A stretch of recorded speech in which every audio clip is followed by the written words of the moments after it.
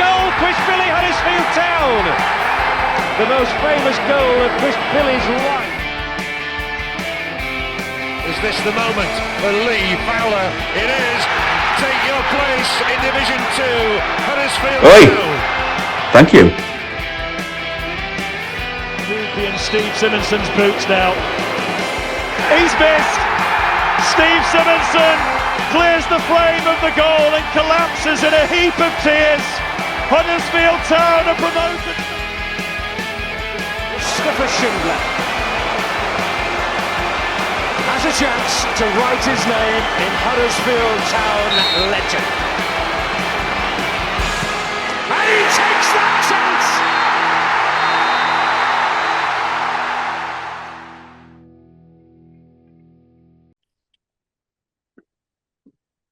Hello, me old China plates, and welcome to the Andy Takes That Chance podcast. We've got a show tonight that'll be gradually and music for your Toby Jags. On tonight, here's a knees up for Mother Brands Day. It's Johnny Gillespie.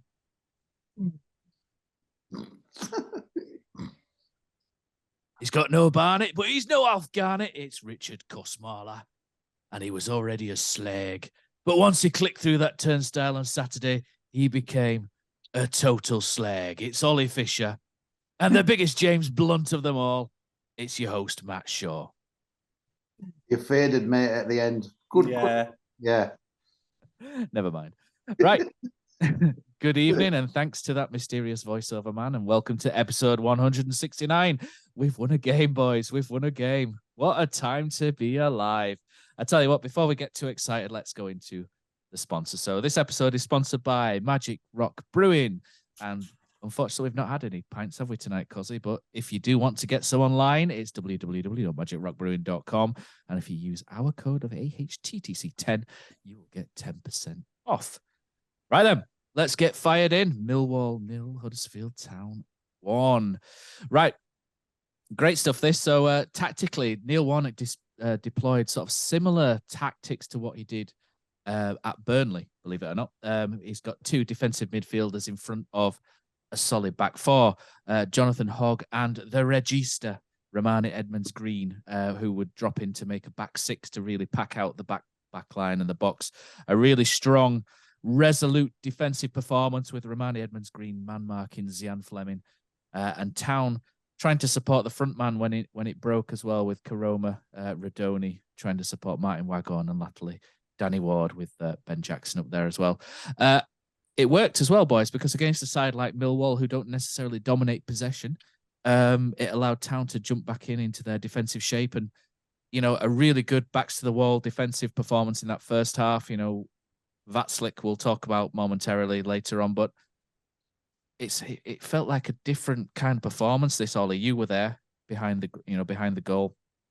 Town have been a little bit passive in recent weeks, and this felt more like a Neil Warnock team to me. It felt more like a team that was ready to get in the opposition's faces and really sort of have a scrap with them. Yeah, for some reason, Warnock seems to really relish playing Millwall away. I mean, Muscat vibe, innit?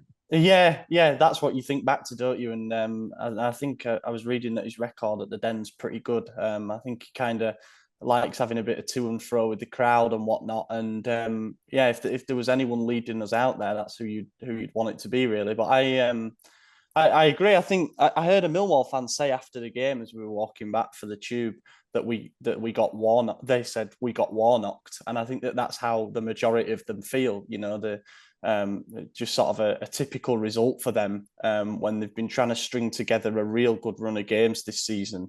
They've fallen at a hurdle that's made them think that maybe they're not serious contenders to go up, even though they are in the playoff places. I was a bit disappointed with them. As you say, I think they're used to letting other teams have the ball and then trying to be more efficient and creative in possession rather than having to break down a block. And I think in that sense, it played into our hands because we were happy to let them knock it around for the first half. They were the better side in that period, don't get me wrong, and they still created But I think we all felt that we needed to soak up what would be early pressure from them, which we managed to do. And then in the second half, we grew into the game. And I actually think on the balance of play in the second half, we probably did deserve to nick it.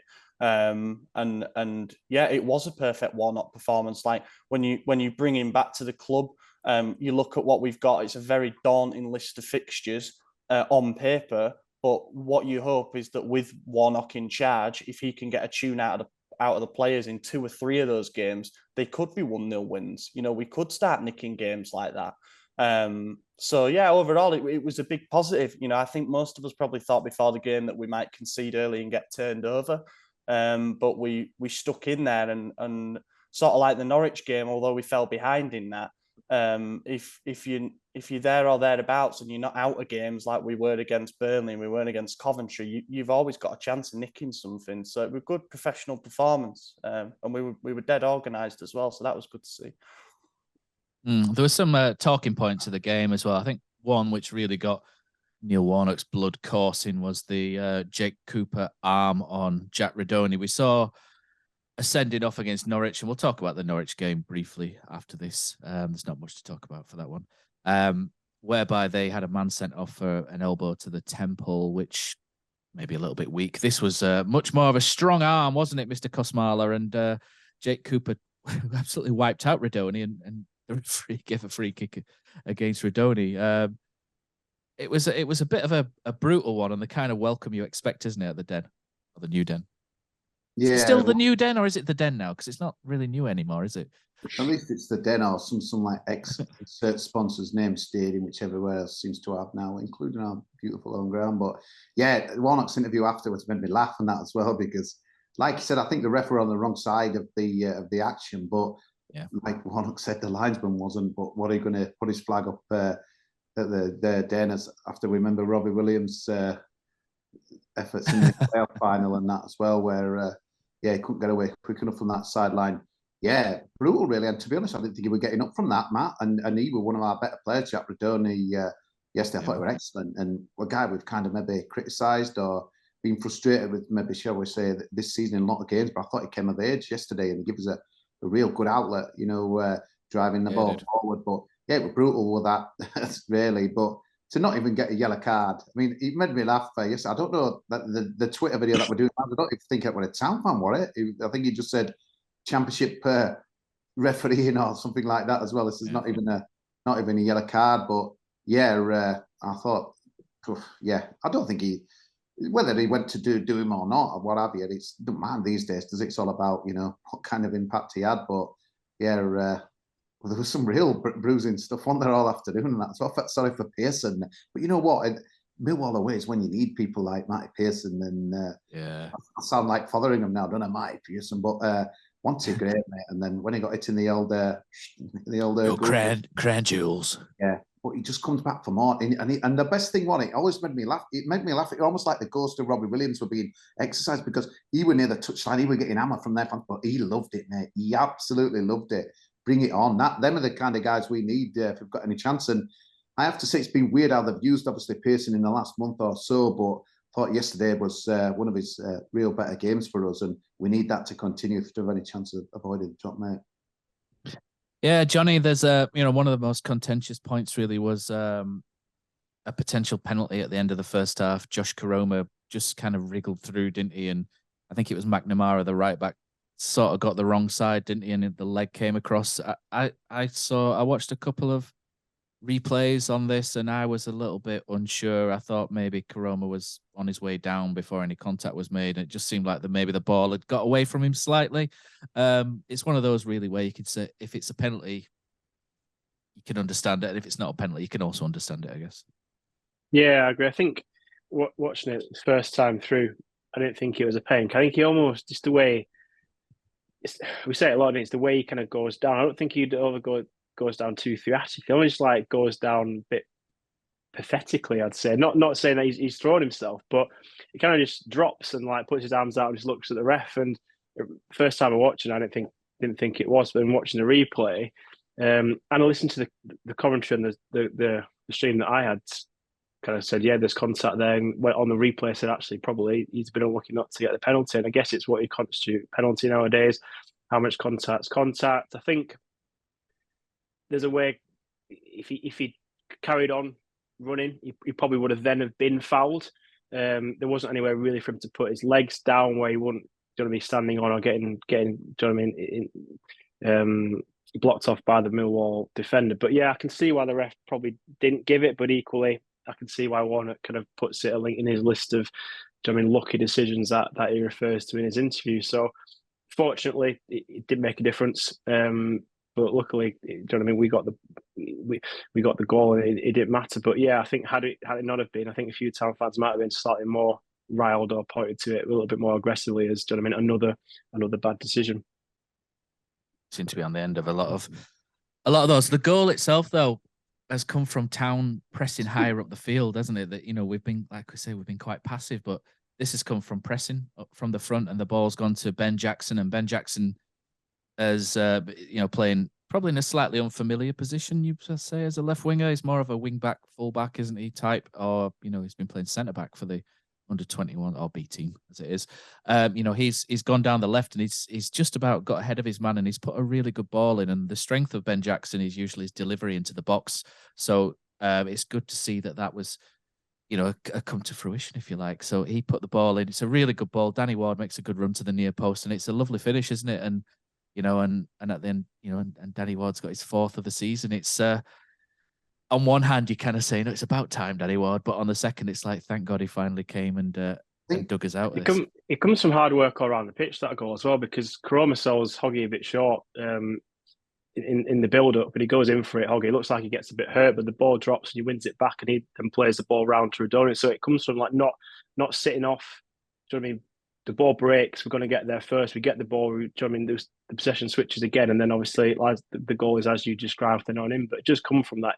I mean, front foot impetus, actually wanted to do something, making things happen rather than just sitting back, being defensive minded, looking to drop back into a formation of 5 and 4. So it does show that hard work all the way around that goal. So it's quite nice to watch back and see it. Well, in from Millwall point of view, God, I couldn't believe it. If you'd Gary out, it were a horrendous goal from obviously with a Town podcast, so we were buzzing. What a shocking goal was for them. The big thing is for me, Danny Ward seems to me like 35% fit. You remember he used to play the Football Manager on the Spectrum, the dinosaurs. Yeah, you used to have sometimes you had players that are like 50%, but you used to stick him in because you knew they could maybe do something because all the other players were pants. And it sounded like, again, from what Warnock was saying after that, Ward were nowhere near. So for him to be there, and obviously Wagon he went off injured and he had no choice. He played well, did Wagon as well, didn't he? To be fair to him, he had a good first half. And he liked my tweet as well, which was great. Which so he's a favourite now, isn't he? I'm an influencer, Matt. As everyone knows. But no, what a finish though, fantastic. And you know what? You're always hoping at you in them games that you can stick in there and get that one chance. But Town, we hardly create anything. So you're thinking maybe best is getting 0-0, but even that ain't good enough. But my words, all that you guys behind the goal when that went in, it were like peak playoff scenes at Luton when Sinani smashed that in it, where everyone were going nuts. It were like a release of happiness. And QPR, Millwall, have we got any other London games to come yet? Reading don't count. Oh no, we're home. Watford, technically. We do well in this purple shirt, London, mate. Yeah. That QPR game were hilarious as well. It feels like London's been kind to us, doesn't it? But it was, as you say, like an outpouring of emotion.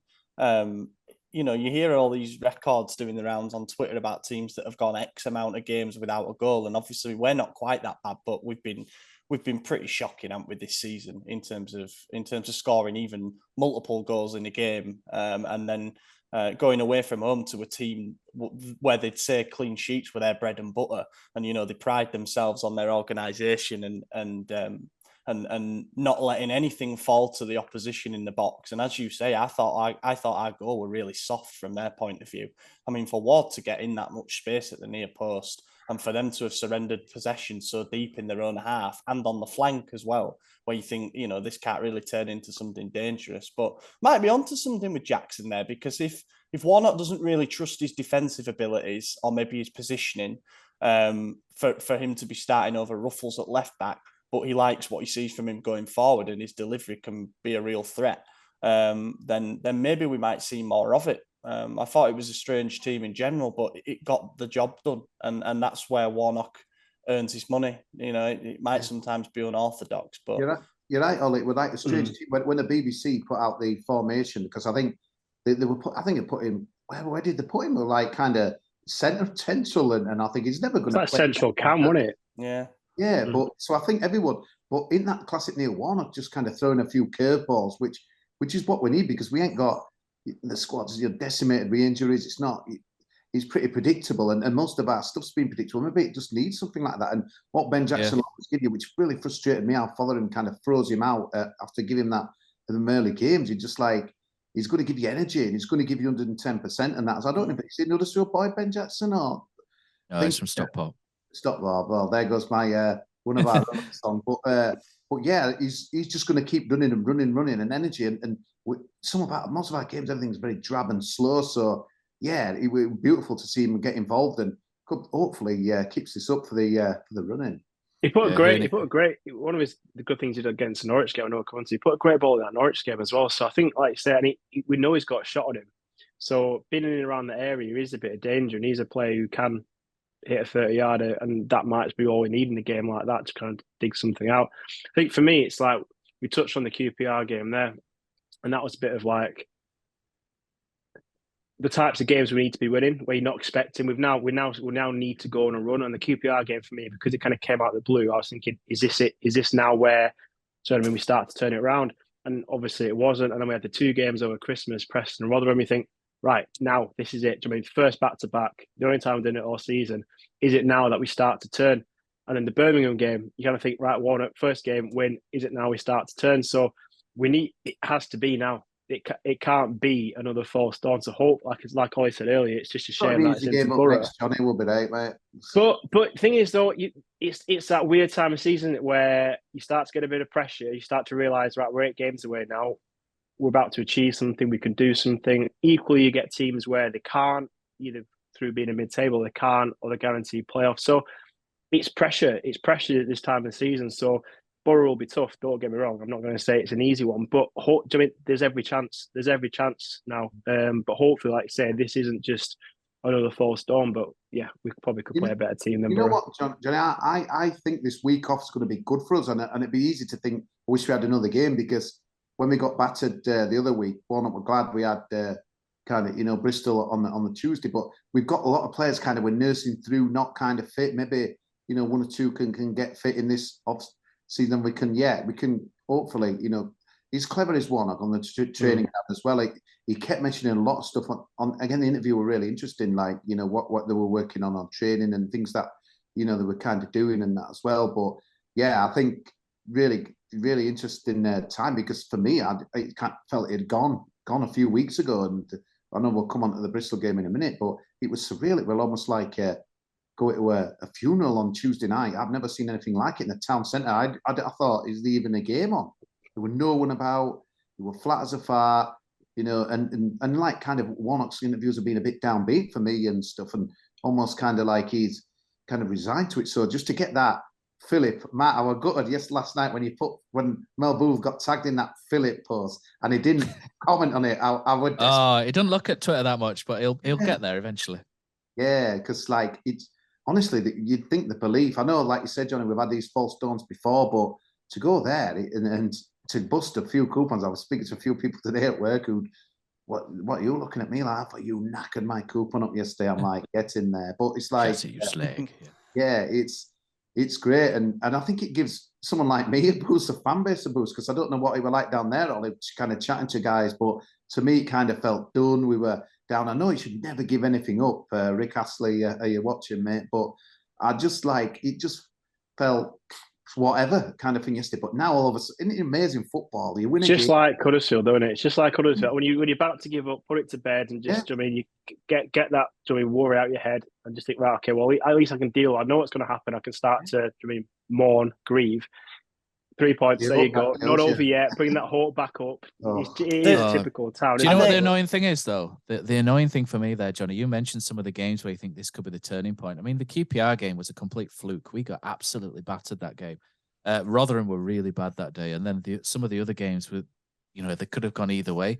This felt like a team in the opposition's faces and a little bit of control and a little bit of tactical nous about them. It just felt a little bit different to this win. I know we probably felt that at the time about the others, and the Birmingham one felt a little bit different, but this just felt a little bit different, a little bit more organized. Like all of a sudden heads were up because heads have been down for a long time. And it's a really massive win, this. And like you say, you're very right. We now have to go and, it's no good, putting one of these in every 2-3 months. We now have to back this up with another one. And Middlesbrough are incredibly tough.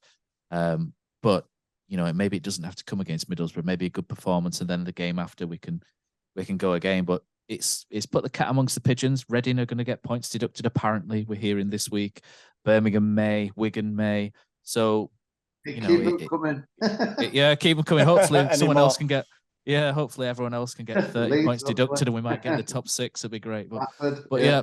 And what you need as well is you need players stepping forward, don't you? When it comes to this time of the season, you need players putting themselves above the parapet, and really striving to push you across the line. And there's 2 players that I've picked out, and we'll do another one. But one that I want to speak about a little bit is Coz's mate, Thomas Vatslik. When he came, we probably weren't very kind to him after the first few games because he just looked so sluggish, didn't he? He looked incredibly unfit. The last 2 or 3 games, he's come back in Bristol City. I thought he was tremendous that first half against Bristol City. He was good at Norwich. A little bit again at Norwich. I thought it felt at one point he might have had a bit of a knock at one stage. Again yesterday, 4 big saves from, well, not massive, but 4 saves from Thomas Vatslik has kept Millwall out, and he seems to add a certain calmness as well now in the back line. Now there seems to be an understanding there, and there seems to be, and it's about the distance between the back 4 and the goalkeeper. With a young goalkeeper, sometimes that varies and it can cause issues, but there's a real sort of asymmetry, if you like, coming in with the goalkeeper and the back line. And it's now starting to feel like there's an understanding developing, and there's a little bit more confidence and solidity. And I think Vatslik now has to kind of have his head held high after the last sort of couple of weeks, and we can sort of say, 3 or 4 more of these performances, and you can comfortably say, do you know what, that was a decent sign. January, wouldn't you say, Cos? Because you were big on Vatslik, weren't you? Hype machine, but obviously I remember Pete when he won the Europa League and 2 seasons when Sevilla finished 4th, he was sensational, mate. But so it was really sad to see, almost like the guy that we got for many of them games, that Stoke game when he were off, and other games as well. So yeah, like I say, he's sometimes kind of his shot stopping. He pushes stuff for me kind of straight back out, which is kind of a bit risky. But you can't knock what he's done. Reach the games, like you say, and we're lucky really to have a keeper of that ilk. I think on the books really, because I won't want a young kind of, as I mentioned Schofield before, but and to be fair, Belokovic did a job, but I thought after the game, Matt, he would have bit shot. So I was kind of hoping that Vatslik would kind of come back. You need a bit of experience, don't you? You need, and for this kind of running, you just need a been there, done that kind of. No, definitely, and it's good as showing what it can do. And fingers crossed. I think the interesting thing, going back to what you were saying, Johnny, that kind of running is these other teams have all got a win to get into the playoffs. So it's good that we're not going to be playing. God, the famous last words, but teams are going to be coming for us. So in a way, like Millwall, came out as yesterday, you're going to be getting this at the stadium all the time with these other teams that are playing. Blackburn are going to have to win. Sheffield are going to have to win. The points are not good enough for them. So that, I think we're probably better trying to kind of hit teams rather than trying to dictate stuff, because we just haven't got that kind of team. So it's the running's horrible. I'd swap it with everyone else. Probably, I think someone said Rotherham's got a shocking running, but it is, it's going to be fascinating. But there's hope back now, and honestly, like you say, it's just kills you, mate. It kills you. Funny, isn't it? Because I feel like the phrase that I heard the most probably prior to the Norwich game, but certainly has been the last few days, is we won't win another game this season. Yeah, that's what people were saying. Like, that's how bad our running was and how hopeless we looked. Like, we looked like we couldn't score a goal, let alone hold on to it and then win another game. But it does bring a bit of the hope back. And one of the things that struck me about Warnock when he first arrived, and he was asked about the differences between the salvage job with us and what he did at Rotherham, and it was quite alarming. He said there's no leaders here compared to what he had at Rotherham. And you look at that Rotherham squad that he inherited and think, who is he talking about? Who's a leader? But I think that as the weeks go on, as the games tick by, he's finding out more and more about who he can rely on in these situations, to dig us out of the hole that we're in. And I think that there were a lot of personality about that performance yesterday. We've seen far better town teams go to the Den and get turned over routinely, both at League One and at Championship level. So to produce a performance like that, to dig in and show such fight, and to have players playing pretty much unfit but still putting in a hell of a shift, it does give you a bit of hope. And I think it's important that we've got that, because otherwise we'd be dwelling on the negativity going into the international break, and all the rumours would still be swirling about whether we're going to get points deduction from admin and all that, and it just switches the narrative a little bit to can we really? Yeah, the stadium it's going to be absolutely rocking for that Middlesbrough game, because obviously they're going to come down there on Christopher Wade, Warnock against his old team. There's going to be media building up to it. The town fans, I think, will pour back in, where a lot of them maybe are kind of giving up on it and that as well. It just, I think that game, someone tweeted me last night, said it right, said we just let's get that stadium absolutely bouncing for that. But again, probably won't be enough, and they might have too much. But you know what? Could we? I do think there's four games in there that you can realistically target and say, with a little bit of hope, but actually they are winnable. And it's got to be the Cardiff game, absolutely. The Reading game, last game of the season. If we can't do something at home, we don't deserve to stay up. The Sunderland away game, because I think by then they're more than likely going to be done. So I'm not saying they'll be on the beach, but I think we've got more to play for, and I think they are still beatable. They did absolutely nothing at our place. It's not one of the games that I walked out thinking we're done if we can't get anything out of that game. And the Swansea game, for similar reasons, I think they'll be safe by then. Well, they probably already are after today's result.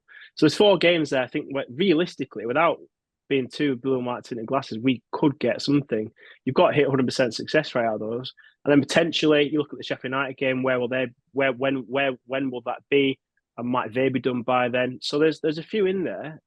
Granted, I'd probably swap it, but there's given yesterday's result, and then what happened with Cardiff and Rotherham, there's absolutely a realistic opportunity. Whereas after that Norwich first half, I thought, so you may as well just pay out now. Yeah. Only that first half was as bad as I've ever known for billions of years. I know you always the worst this and the worst that. Right, let's roll back. We'll come back to Norwich soon. We're going off track a little bit there. I just wanted to wrap up really the Millwall game. And Ollie, I wanted you to mention, you talk about characters there. I want you to talk about Tom Lees as well, because Tom Lees was heroic really yesterday, wasn't he? That 11 clearances, one massive block. Helix got 7 clearances. Just Lees was sort of just a bit of a man mountain. He's only 5'11" for a centre back, 6 maybe, and he was just colossal, wasn't he? That block, it was unbelievable. It was unbelievable that, and that's why you talk about sort of put your body on the line, figuratively but quite literally. I've been one of Lees' biggest critics this season, because I think what we got from him last season, probably in a setup that protected him a little bit more, but I think what we got from him was above average, in terms of his general performance level throughout his career. And then this season he'd regressed. There were some games where I just thought it's not the same player that we're watching. But when you have experienced pros like that, and you have players that know what is required to go to places like that and get a result, and that performance yesterday, I mean, he was potentially man of the match for me. I've seen Helix got in the team of the week, and I thought he was fantastic as well. But it was superb. It's one of them, like, as a centre back, you can have those games where it feels like everything falls to you, and it's not necessarily out of luck. It's because you're doing the right things, you're in the right positions, you're snuffing out the danger, and it was one of them where things seemed to really follow him. But every single time he responded well, and he was probably the standout in a defensive unit that was just generally excellent. I really did not think that we had that in us, especially when they switched approach from what they were doing in the first half, trying to sort of knock it around and break us down, to the sort of aerial bombardment that came in the last 15, 20 minutes that were always going to come. Everything that came in was dealt with, and we just didn't look in danger at all, really. You almost felt like if they were going to get that equalising goal, it was going to come from something lucky. But yeah, thankfully it never came. And fair play to Tom Lees. A few more performances like that between now and the end of the season, and you give yourself a much better chance. Johnny, I think we haven't had this, have we, for a bit of quite a long time now, but I think it's time, isn't it?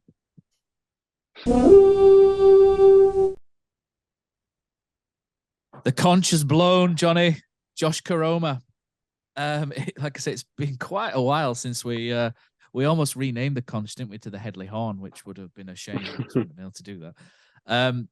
I thought Josh Koroma was superb, absolutely superb. I think one of the things that maybe he gets criticised for, and quite rightly, is him going back in the other direction defensively.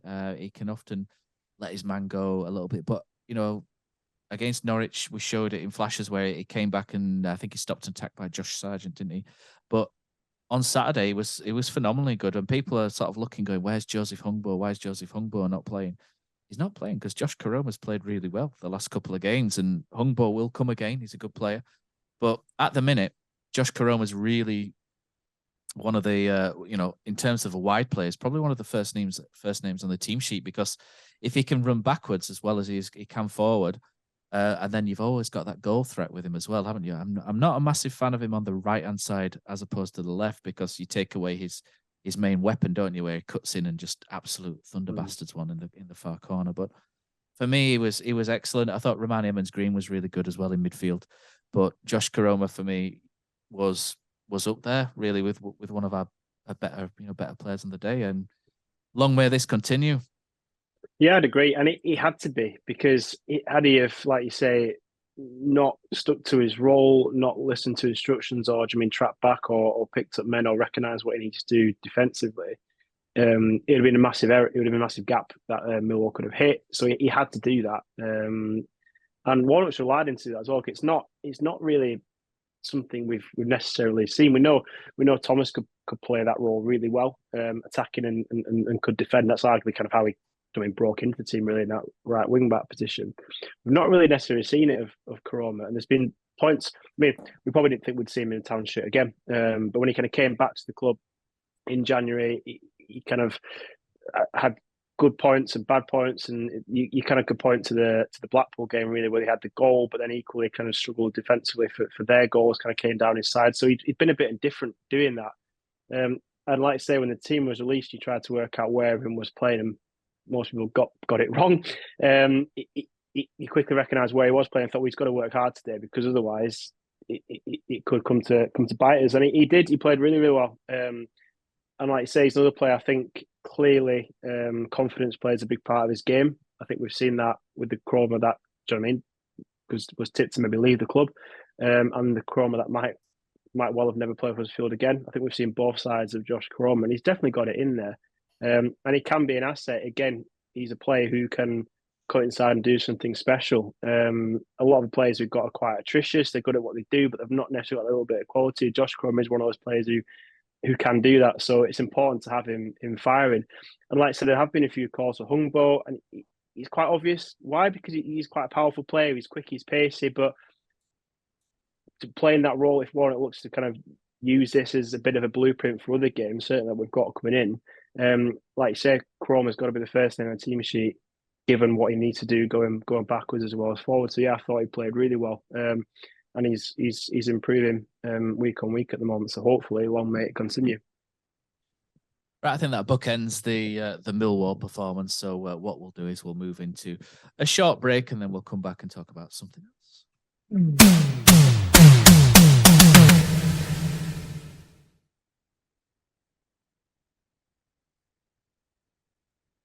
Okay, welcome back to the Andy Takes That Chance podcast. So, Town Norwich. So there's been 2 games this week. Town 1, Norwich 1. Not really sure what to say about this game, because the first half was a bit crap, really. It was so pedestrian and passive, and Norwich just danced around us, didn't they? It was a really bizarre first half. It was almost like there was the threat of administration looming. The players looked like they'd maybe not quite given up, but they really weren't with it, were they? It was strange, and there was no fans in the ground. I didn't go. It's my wife's birthday. Managed to get back in time to watch the game, which was great on the red button. But it was, Cozzy, you were there. You were absolutely slaughtered by using your own words, singing your heart out in that end. And I think you tweeted something along the lines of, you thought that was one of the worst first halves you'd seen for 30 years. I think a good gauge, Matt, is when you go behind the back of the South Stand and see how many people are having a beer. I think that's always a gauge of how Town perform in that Premier League second season. I've never seen concourses as busy 20, 30 minutes in, but he was pathetic. I went with a Norwich fan, season card holder down there, and he was saying, I was like, mate, I don't even want to go. I'm only going because he was going. It was something we planned for work for a bit. I wasn't asked. It was a cold night. I thought, I'd rather watch it at home. But I went for him and that as well. And we walked down, and he was honestly really sad. Huddersfield were incredible. So I went into Harvey's before the game, and this one me out. This was the game up tonight, and I think that sums it up. The place, the towns are absolutely fallen out of love with the club, and it was sad walking down. It was unbelievable, Matt. And the King was coming back as well. I think some people just came back just to glance at the King, didn't they? It was weird that was another thing as well. They weren't really. I mean, I didn't expect to love him or much, but they weren't having anything really with him, and it was really odd. And yeah, the first half it was unbelievable. It was almost everyone were looking at each other thinking, "Is this really playing out in front of us?" Front of his eyes, there was absolutely nothing, and it was inevitable they were going to take the lead, and they did. And I think the funniest thing of the night, and I still laugh about it now, I thought, obviously, the trouble is with that South stand, anything at the other end, you haven't got to Scooby-Doo what is going on. And whether that's I've had 10 pints or no pints, it always seems to be the same. And as I get older, it ain't going to change. But I was going, like, what a goal, what a lob. Incredible, some quality out of that. I tried to think if I said it, I didn't listen back to that voice note I put for Brady's podcast, and when I watched it the next day when I'd sobered up, I'm looking at stats saying no shots on time, we scored. It's like, and unbelievable. That about summed it up for me. But even then, though, Matt, when we scored, I'm thinking, which way is this going to go? And there were absolutely nothing from Town again, but I thought Norwich were really bad. They were really, really poor. How did they go on yesterday? I didn't see their score. They drew, did they? Yeah, they drew. Stoke. Stoke. They looked. They didn't have much to offer against us. They were average, and I was just thinking, could we go on and nick it amazingly? But we didn't. But yeah, so much to sadness, really. Just the town centre were empty, the stadium were empty, the performance was dreadful. And like you said, Matt, whether the looming administration and you're seeing stuff on Twitter, like, because obviously that administration thing, a lot of people were buying it and that it were happening. And well, if the team's giving up, why should we care and stuff? And I don't know what it gave out as the fake crowd and that as well. But for 18 on it, tickets sold. Yeah, Norwich brought a good following, which they always do. But 8.5. Good club, Norwich, isn't it? Yeah, good club. I think the only real thing I enjoyed obviously scoring a goal was nice. Getting the equaliser. Koroma again. Yeah, I don't know if that was quick thinking or whether it was just a clearance. I'm not entirely sure, but he's played that ball early, hasn't he? And it's gone to Martin Waghorn, and Waghorn has, he's taken that really well. Unfortunately for him, it does hit the post and then hit Grant Hanley and go in, so it does go down as an own goal. But like I say, we're seeing improvements from Martin Waghorn this week as well, which is really pleasing to see, because I did go in quite heavy on him at the end of the transfer window, him and Canberry.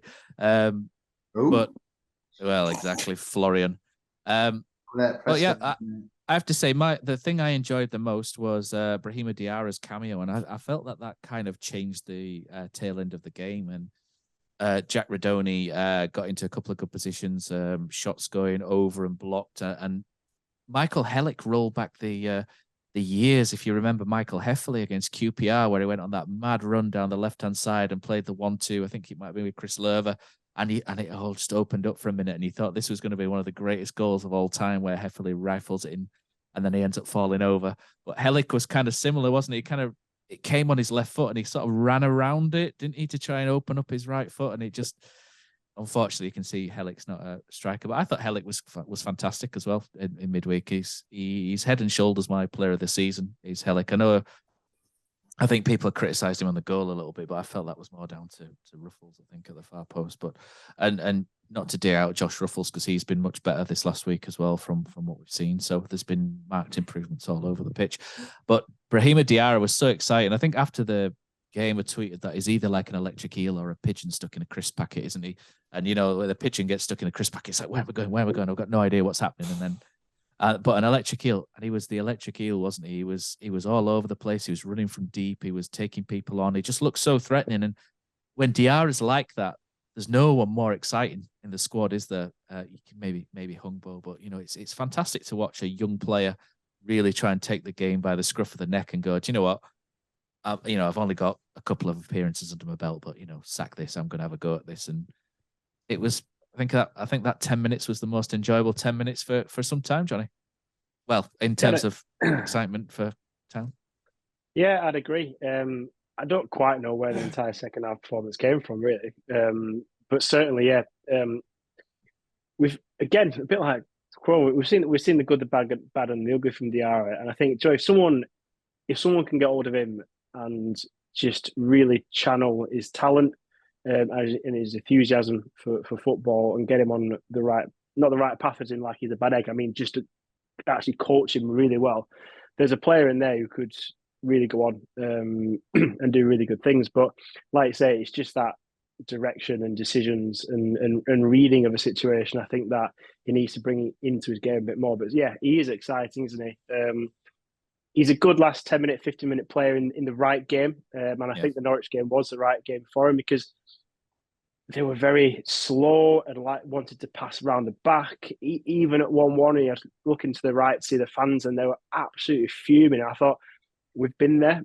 We've been there, pass around the back with Wagner. And we had the impetus. I mean, we created chances. If anyone was going to get a second goal, it was us. But I think, yeah, he's a great player to have. And like I say, whether we get a bit more out of him over the next kind of 8 games, or whether he kind of comes on and just does that, he's someone again we can throw on. And he's going to cause players problems. If you've got 80 minutes of the game in your legs and you see him coming on, and you'll know about him because he'll be someone that other teams will definitely be talking about as an impact sub. You're going to be a bit concerned. You're going to be a bit worried because he has got the ability to be quick in and out and get around players and carry the ball. He's probably the best ball carrier we've arguably got, certainly since Lewis O'Brien left the club. So again, he's unique. He's a bit different. And if we can get someone who can really put a lot of time into him, there is a real player there. And he's exciting. Just don't bring him on at 1-0 up. Like a whole, yeah. Yeah. I've got nothing else to say about the Norwich game because it was that good. I don't know if anybody else has. Cozzy, Ollie. I just want to say something a little bit sentimental and personal to me, but starting to see my dad, who's a Town fan. He's probably 150 by now. He's had a season ticket for about 100 years, but he took really ill. So the Norwich game was really special for me because it's the first time we've both been able to go to a game together this year. So nice. Whether we got beat or not, we didn't get beat. But for me, it was quite nice to go to the next one again. So just all the best shout out. Senior Gillespie.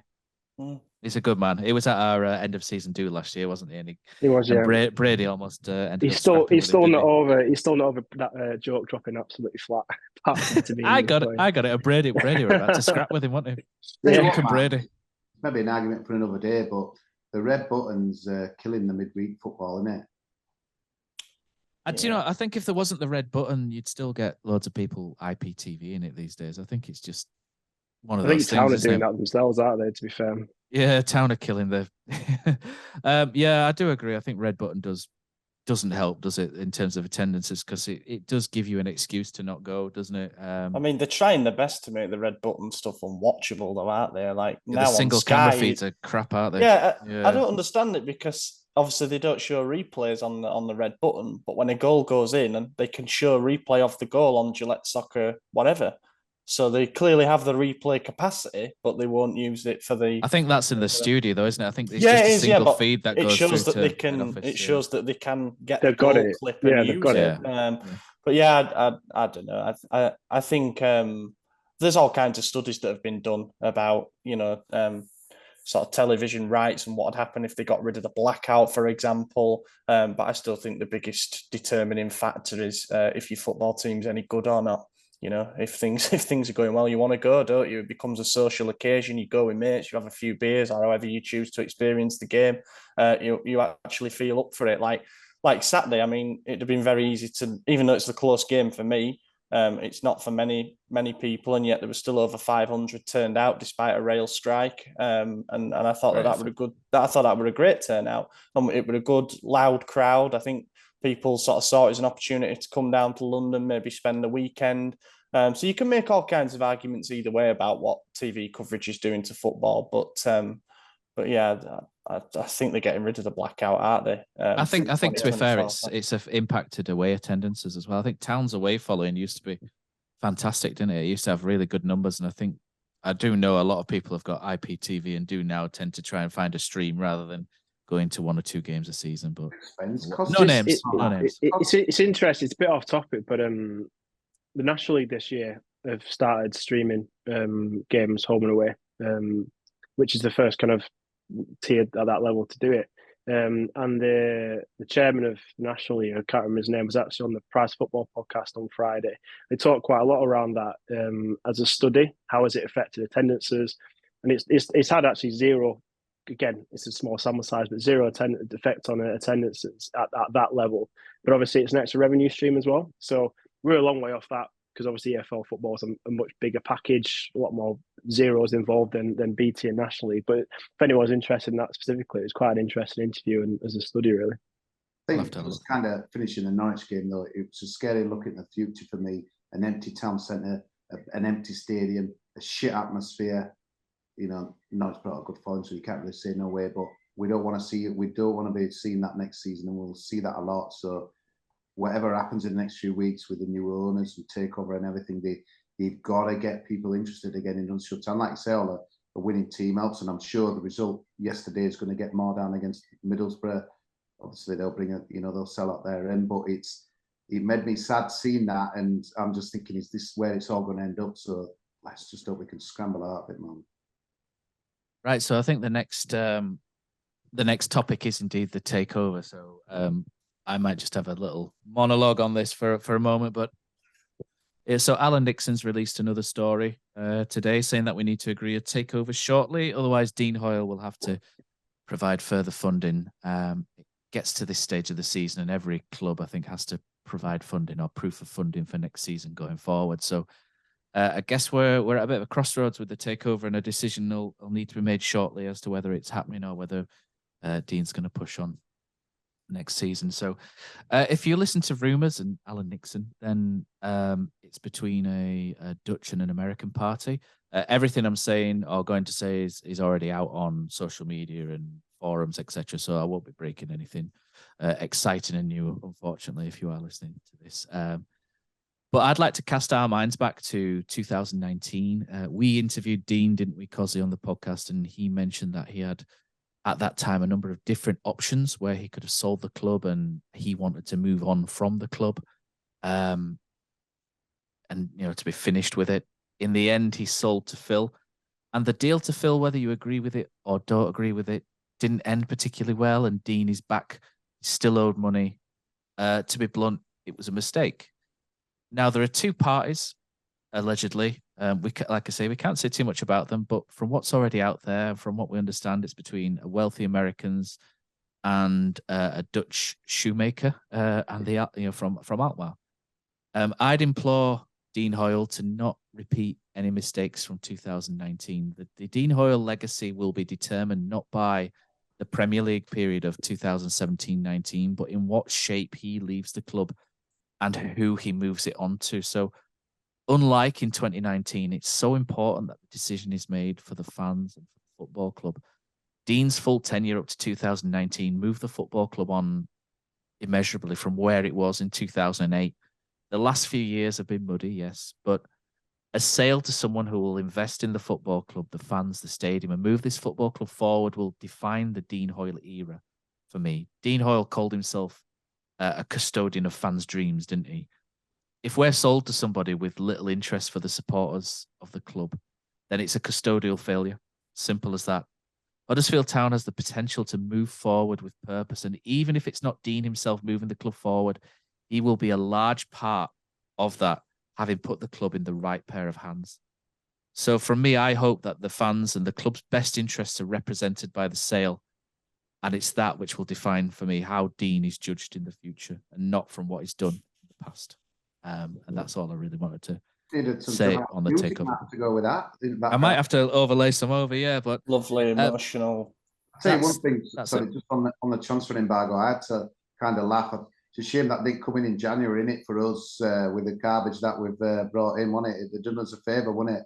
That, but yeah, definitely right, Matt. It was just dawning on me today, just like kind of seeing that Alan Nixon thing and having to think about things. But we've never had foreign ownership in Huddersfield Town, ever, have we? And it's happening, and a lot of people will be like, hallelujah and stuff, but all I could think is, the trouble is stuff swirling around in my mind. I'm thinking, Charlton, Jesus Christ, look what's happened down there.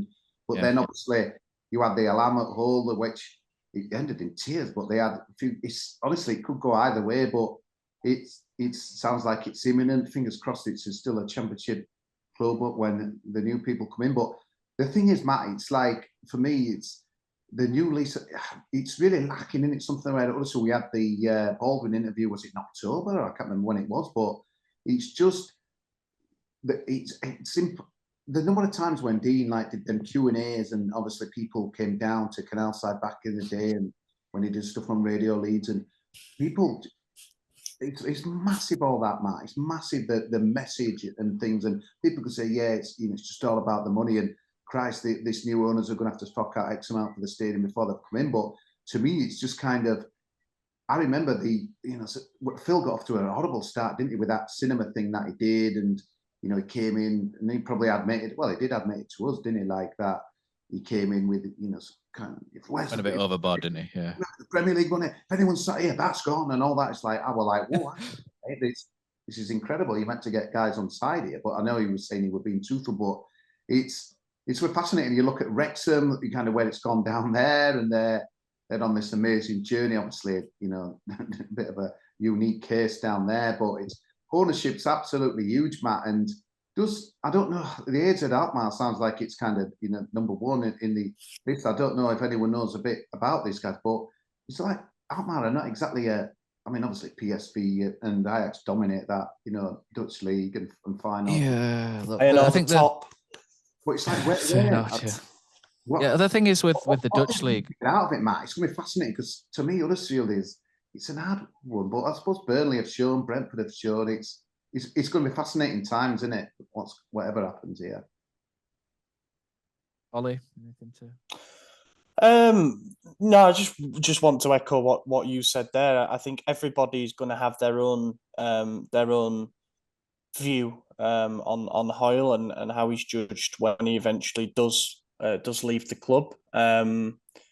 You get two differing extremes, don't you? You see people who will stick up for him no matter what, and you see the people who rightly call out his failings. And the truth may be somewhere in between. I don't know. I hope one day, and it'll probably never happen because of all the non-disclosures and stuff, but I hope one day there's a very good and honest book written about Hoyle's time at Town, because it is incredible to me that it seems to have gone like hero to zero for him. For a supposed fan of the he could go back to hero again, couldn't he? He could, yeah, if he leaves us in the right hands, and that's what he needs to think about with the offers that are on the table. We'll see what happens. There is an awful lot of conflicting information out there at the moment. There's all the different ends of the spectrum on down at the MAC about whether we could still go into admin in a few days versus we're going to be taken over by a mega rich American group within the next 2 days. It's crazy the amount of stuff that's out there, and nobody, I guess, because of all the confidentiality and all the non-disclosure stuff, nobody knows what's gospel apart from the people that are in that room negotiating. But it's massive. We brought Warnock back and everybody was getting excited, and rightly so. You bring back a fan favourite, it's a good PR move and stuff. But the one thing that we all know that we need is a change of ownership, because that is what impacts everything. In order for a club to start working efficiently, there's got to be a collective vision. The Town throughout history have been at their best. We felt the most pride towards this club when you really feel like everybody's pulling in the same direction. We saw that under Wagner. These changes can make a massive difference in how people feel about the club. And whoever the new ownership are, I hope that there's a lot more transparency from them. We'll have to see what they do in terms of the corporate structuring and how they want to do the management and stuff. But I think it'll have a big impact on the transfer business that we do. It's just huge. It's huge. It will feel like we're entering another new era, really. And just got to hope that, because it is probably going to be foreign ownership, that we're one of the success stories rather than one of the nightmares. Go on, Johnny, you can round us off on. Yeah, I mean, like Ollie says, it's hard to pass too much from opinion, not knowing. Well, really, we don't know any facts, do we, other than where they're from? Because you can make assumptions, you hear bits and pieces of information, you don't really know what the sources are. But yeah, again, not to echo it again, but obviously it is predominantly one person's decision. I'm probably more pro Dean. I think it's quite easy to make an opinion on what's happened most recently in history rather than what happened a few years ago, and sometimes that can cloud it. So maybe time might work in Dean's favour, but certainly if the orders come in and, do you know what I mean, over the first kind of like 3, 6, 9, 12 months, make the right sounds and make the right actions, that will only go to better his legacy. I think I'm still just surprised that it's going through at this stage. I must admit I was quite pessimistic about it. I didn't think we'd be sold before the end of the season, purely because there's a scenario where you get £8 million, £9 million more than the other scenario. I find it's hard to buy a business not knowing that. So it fascinates me that if something is to kind of come to fruition at this stage, it does show for me that both parties are interested in buying Huddersfield, not necessarily buying a championship club. They don't just want a championship club; they actually specifically want Huddersfield because it makes zero business sense to buy the club now, without understanding if there's some sort of relegation clause or payback deals within that. There might be, I don't know, but I think anyone who sticks a neck on the line and buys them now, for me, it's an initial tick. But yeah, that would be my 2 pair. Good. I think what we'll do is I asked for a couple of questions on Twitter because I didn't really know how long this would go. So we've got a handful. There's a nice little video of Neil Warnock talking about Cozzy, which is always fun on social media. Yeah, Matt, that Kevin Muscat game, I were at that Millwall Sheffield United game. Yeah. True story, man. I thought you were going to go into more detail then, but I left a gap then for you to do so. But everything that don't remember it. Don't remember it. He'd had a few too many beers before. Yeah. Singing his heart out of 10 pints. I think we'll throw this first question to you, Cozzy, because I know where. Jaeger bombed in a Vulcan. Yeah, get you send Middlesbrough game, man. Yeah, I'm up for that as well. Oh, yeah. Love the Vulcan. Right, so the first question is from Claire Hill.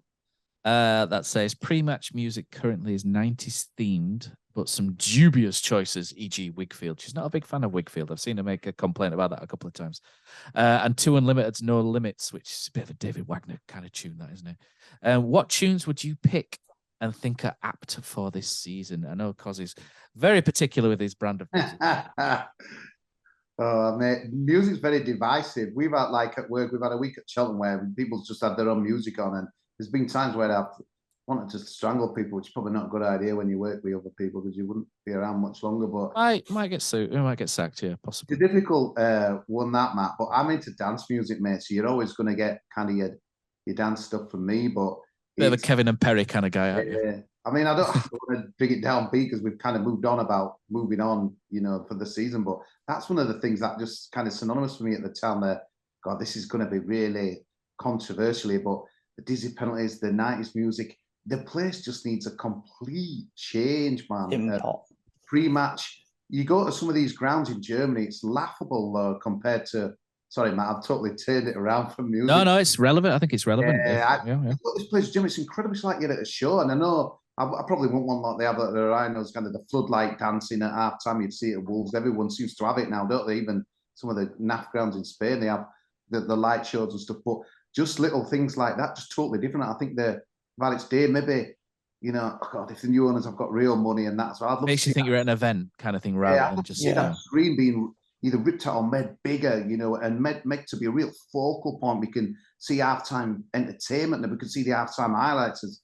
For the time, we did have that, didn't we? I'm sure it was in that season when we went up and that as well. You used to see the goals, the replays and stuff. It just the whole place just is stale and old, and I'm just hoping that new life is breathed in on and off the pitch. And I think it can be in that as well, because you go around the other places and I get Huddersfield's traditional and the fans like the tradition, and a lot of people don't turn up in the ground, me included, probably till about 5 to 3, 20 to 8, depending on the night. But I'd like to see, Matt, you've got a young one, and you know what they're like, mate. When you got ice hockey, Steelers and stuff, they're not asking very much about the product. They want to see, I don't know, dance cam and all that stuff. But you know what I'm trying to say? It needs kiss cam. Yeah, kiss cam and job, mate. Unlimited budget.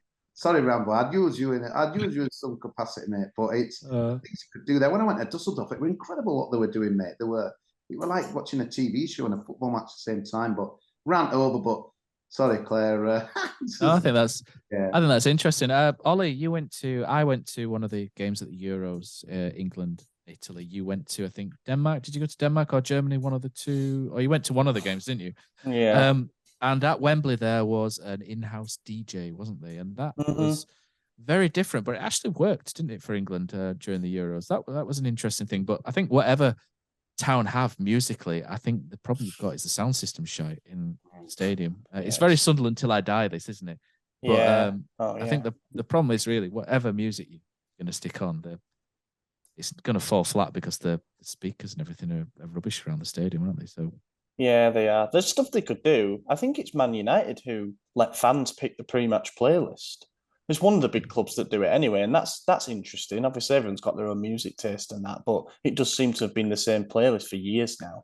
From the shambles at WH Smith, yeah. I don't know. I mean, I just think that for example, as Cosy mentioned, sort of games in Germany. I went to watch St. Pauli back end of last year, and it's just chalk and cheese. You know, the difference. It becomes more than about the football. It becomes an event. It becomes something that you know, regardless of what the result is on the field, you feel like you've had a good day no matter what. Sorry to jump in, but don't you think, because Matt, we've mentioned it before about getting people to the stadium bar, but if you had, it's almost like a show now before the kickoff where they were showing highlights and interviewing, you'd have discount beer, you know, you could have stuff on the concourse and stuff. It'd just be like, it'd get you down to the stadium early, whether the English people would kind of do that, but it just... Brighton have a match day experience, don't they? Yeah. I mean, I went to Spurs Milan second leg in the Champions League, and lucky enough the day before to be shown around on a bit of a tour. And what they've done is they've engineered every single section of that ground with supporters in mind. And yes, some of them are the prawn sandwich, you know, your premium suites and that, but they've got the longest single bar in Europe from one corner flag to the other on the concourse. They call it the touchline. And they've got 50 staff, and they brew their own beer, you know, in the stadium itself. And they've got loads and loads of screens up where they actually show the early kickoff and the late kickoff off if they're playing on a Saturday at 3:00. So they said it's not uncommon for them to have as many as 10, 15,000 fans still in the ground after the game because they're in the bar on the concourse watching the late kickoff. And like that, it's $1 million. I know it's $1 billion. It cost them £1 billion to build that place, and it's probably one of the best stadiums in the world now. But that is 1,000,000 miles from anything that we have at Town. Like, you're paying over the odds for crap beer, and you're having to wait the entirety of half time to get it. Some people show up late for games. You know, people strolling through turnstiles at 3:05 because they couldn't be bothered leaving the pub. It's not really a desirable place. It's like, football for a while has been a really good day out sort of socially, with a very inconvenient 2 hours in between where you actually have to go to the game and watch the game, which sounds really negative, but you can do things to change that. They've tried it in the past, but I just think that, like, every club has a fan zone now, don't they, where you can go and meet a player who will sign your program for you. It's not really outside the box thinking, is it? Hopefully with the new ownership, if something more concrete happens with the stadium as well, they can do a bit to it and make it sort of a home. Because I think fans looked at our place and said, that's a great stadium architecturally, and in terms of the experience, it's never really lived up to that, has it? But I don't know. Be interesting if it is the Americans, because sport for them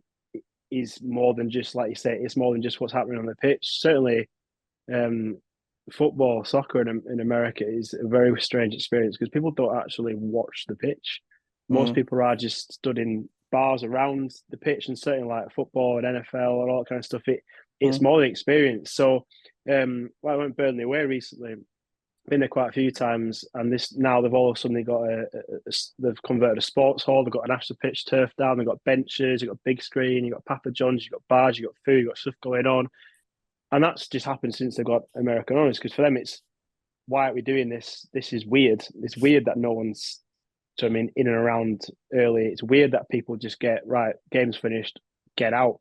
And Spurs away, like I say, is a fantastic example. They encourage people to stay afterwards. But yeah, we're not going to spend £1 billion in stadium, but we could still potentially do something. Whether we're limited by, do you know what I mean, red tape, get that ski slope built, etc. But yeah, that'll get it's people definitely. down. Do you know what I mean? It's definitely more if we do. Huddersfield, it's a good town, but it's not. Do you know, you can keep people inside a stadium in London. You can keep people inside a stadium in Huddersfield quite easily.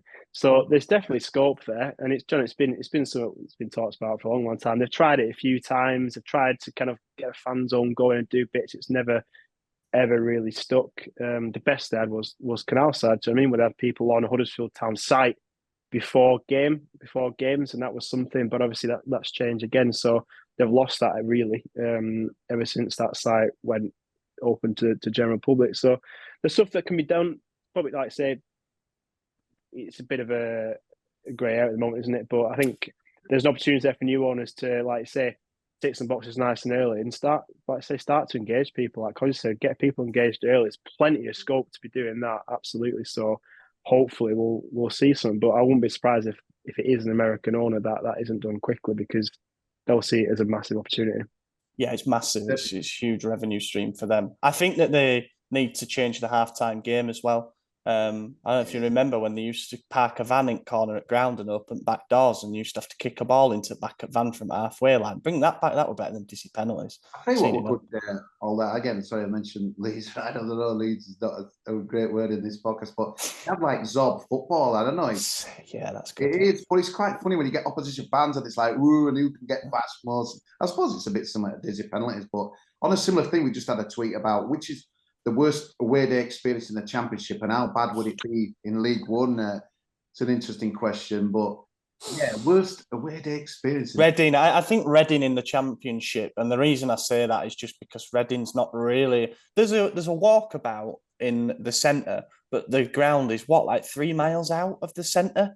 So you're having to get a bus then back to the station, or Coventry's same for that. It's a Coventry's great stadium, but it's horrible for. They never rebuilt Coventry after the Blitz. I'm convinced. It's a terrible, terrible place. But yeah, those are pretty bad. I don't know what my favourite is really. I've always quite liked QPR, and that's because it's a London thing. And then worst in League One. I don't really know. There's a few grounds that I'd need to tick off. It's a bit of a shame that like Forest Green are probably going to go down. Cambridge, we've not played them for a long time, have we? See, it's interesting because I know you've got PTSD because aren't you, with Shrewsbury and teams like that. You always pick out Shrewsbury. If anyone, not that they ever do, but if any Shrewsbury fans listen to our podcast, they'll think like Luton with that vendetta against the thing about. Yeah. They'll be playing. I categorically don't want to go down. So please don't read into what I'm about to say in that sense. I'm not one of people. Oh yeah, League One will be fun. It won't be. It'll be a car crash. But I quite like the more intimate little grounds where you're packed in, you're standing up. Do you know what I mean? I quite like that. So grounds like Accrington and stuff like that. I'd rather be at Accrington than I would be at the Rico or, do you know what I mean, the Medeski Stadium and stuff like that. So I don't want to play them. I'd rather them come up and play us in the Championship. But I'm all for little grounds like that. I quite like it. Maybe, do you know what I mean? Because I can't believe how many small clubs there are in League One. I mean, I don't want this to offend anyone, but like Fleetwood are mid-table, Cheltenham, Burton, Port Vale, Accrington, Morecambe. These are all League Two clubs. There's a top 8 who are. Do you know what I mean? Your Derby, Sheffield United, Ipswich, Plymouth. It drops. Yeah, and they are then quite. I mean, we're obviously going to lose to Burton at home again next season. Now I've said that. I don't want it to sound disrespectful, but those are all what you'd consider like growing up. They've always been League Two clubs for me. So it'd be interesting. Be an interesting tour if we go down. There. Yeah. I think the trouble is, Ollie, the game to me now it's like. I suppose under the new one. I hope we stay up, obviously, but it's like people are going to be out for us out there and stuff. We'd have to have a team that can be street fighters, and obviously we want to see good football as well. Which League One, can you really do that? Wednesday fan I know he's loving the season. They're going up, but he says it's absolutely dire. You get him 1-0 wins, and I know you can say, well, that's how teams go up like that. But it's like there's so much to factor in, and again, I suppose tickets and how much you would kind of get and stuff. But it's really weird, isn't it? It's like memories. You keep there's a train of thought. Well, we've been there before, you know.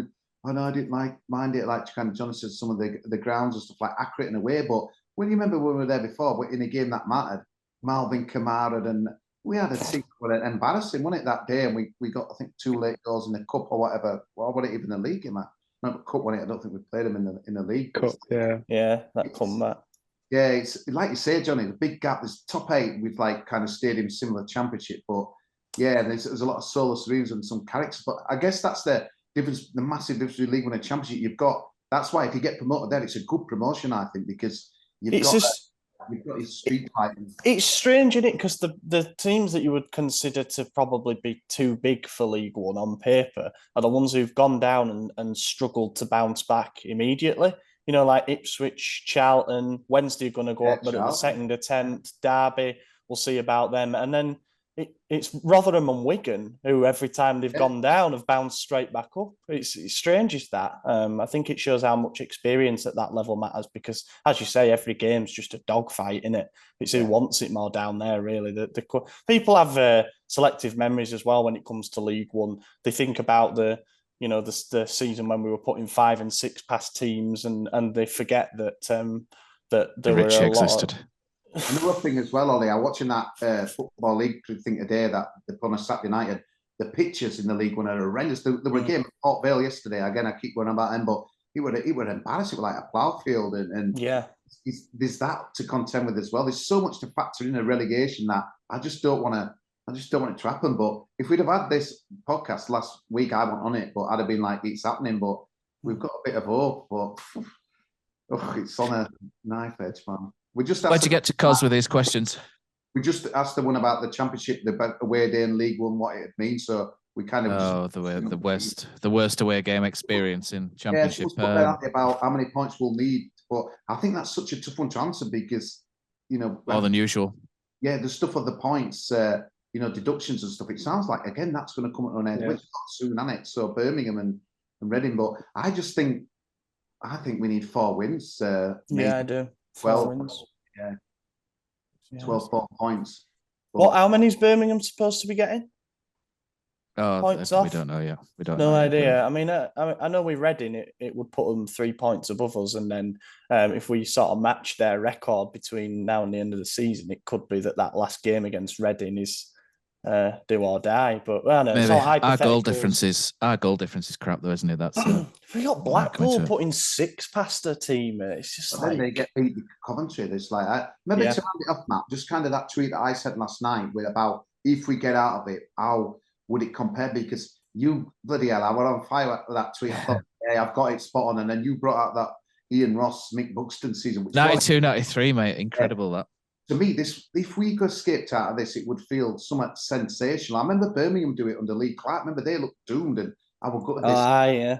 But that season, when I can't remember we were last day, but everyone like Birmingham got out of it. But to me, I don't like giving stuff up, but it's felt like we've been down for a little bit. But so if we got out of it at this stage, it'd almost like rival a promotion for me. It would feel like it, and plus with the new owners, but.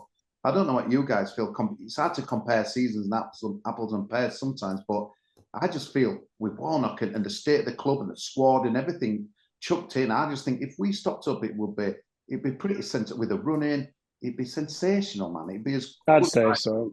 Yeah. I'd say so. I think it's more than just on the pitch; it's off the pitch as well, isn't it? It's everything that happened last year. It's everything that's happened this year, off the field, on the field. But when were we last out of the bottom 3? After beating Rotherham, was it? I think 4 games. Have we been? I don't think we. I think we. Yeah. I don't know whether we were.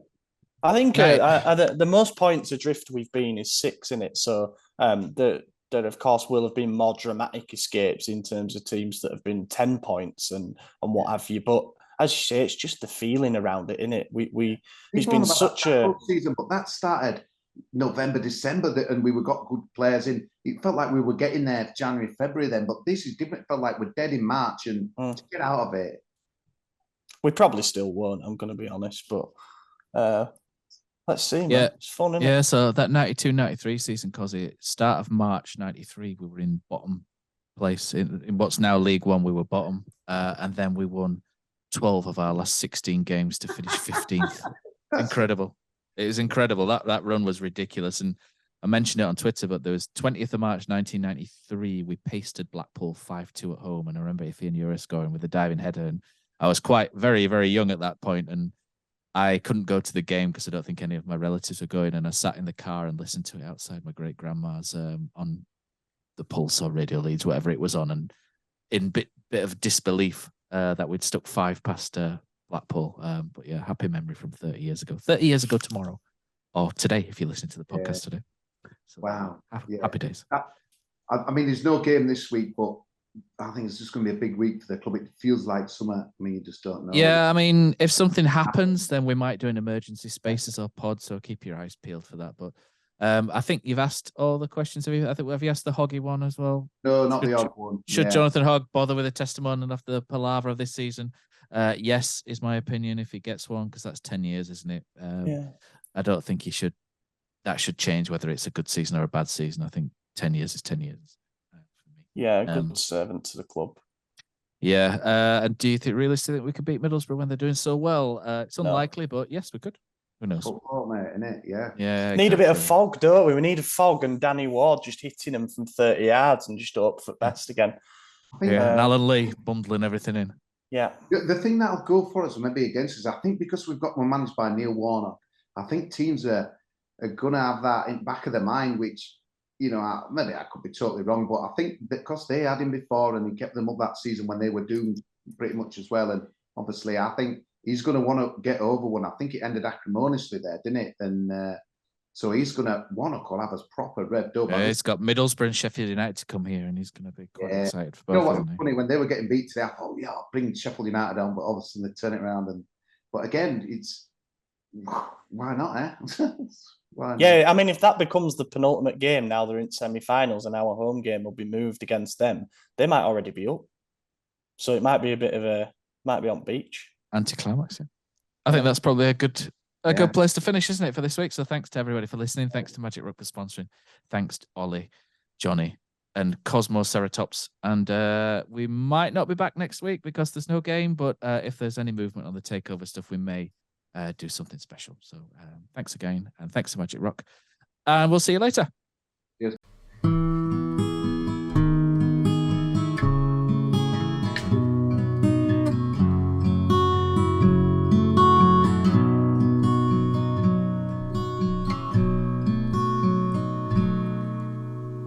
There's a team that is dear to its followers. Colours are bright blue and white. They're a team of renown, they're the pride of the town, and the game of football is their delight. And all the while upon the field of play, thousands loudly cheer them on the way. Often you can hear them say, who can beat the town today? And then the bells will ring so merrily, and every goal shall be a memory. So town, play up and bring that cup back to Huddersfield. So town, play up and bring the cup back to Huddersfield.